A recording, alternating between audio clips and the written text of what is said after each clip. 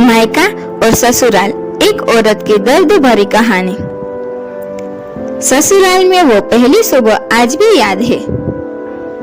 कितना हड़बड़ा के उठी थी, ये सोचते हुए कि देर हो गई है और सब ना जाने क्या सोचेंगे।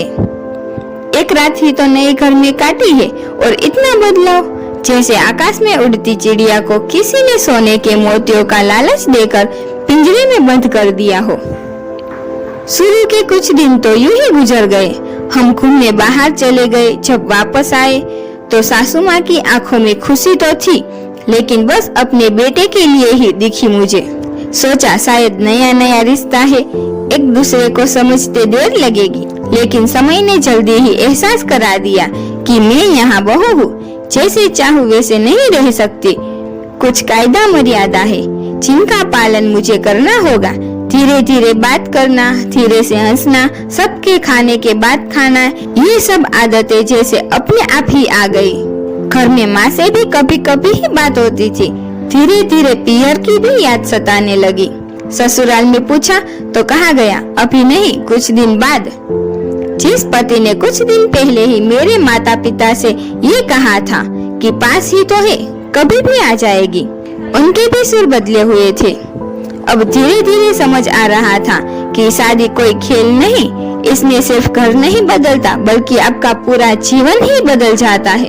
आप कभी भी उठ के अपने पियर नहीं जा सकते, यहाँ तक कि कभी याद आए तो आपके पियर वाले भी बिन पूछे नहीं आ सकते।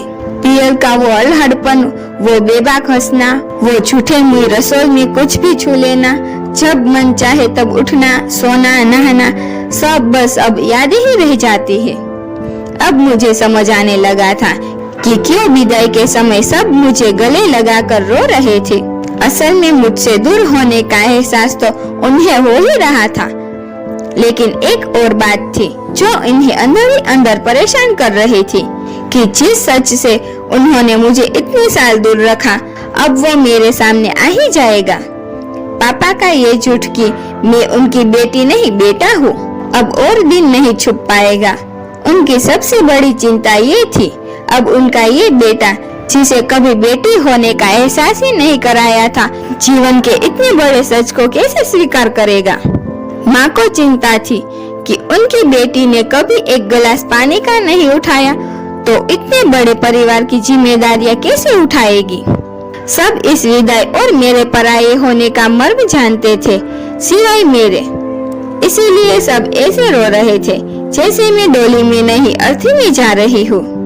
आज मुझे समझ आया कि उनका रोना गलत नहीं था। हमारे समाज का नियम ही ये है, एक बार बेटी डोली में विदा हुई तो फिर वो बस मेहमान ही होती है घर की। फिर कोई चाहे कितना ही क्यों ना कह ले कि ये घर आज भी उनका है, सच तो ये है कि अब वो कभी भी यूं ही अपने उस घर जिसे मायका कहते हैं नहीं आ सकती। हजारों समस्याओं और परेशानी आने पर भी उसी को हल करना है, हंसते हुए, गम छुपाते हुए। क्या यह तपस्या से कम नहीं है? अनजान जगह को सुधार कर अच्छा बनने का काम करना, क्या कहेंगे आप? हेलो दोस्तों, अगर आपने अभी तक मेरे चैनल को सब्सक्राइब नहीं किया तो जल्दी से जाके सब्सक्राइब कीजिए और लाइक करें, शेयर करें, कमेंट करें। Thank you.